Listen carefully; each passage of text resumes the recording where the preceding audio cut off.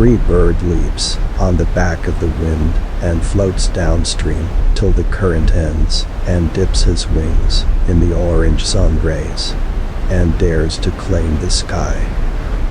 But a bird that stalks down his narrow cage can seldom see through his bars of rage. His wings are clipped and his feet are tied, so he opens his throat to sing. The caged bird sings with fearful trill of the things unknown but longed for still, and his tune is heard on the distant hill, for the caged bird sings of freedom.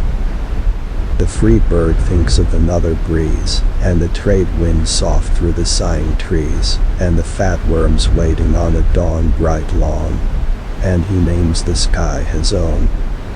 But a caged bird stands on the grave of dreams, his shadow shouts on a nightmare scream, his wings are clipped and his feet are tied, so he opens his throat to sing.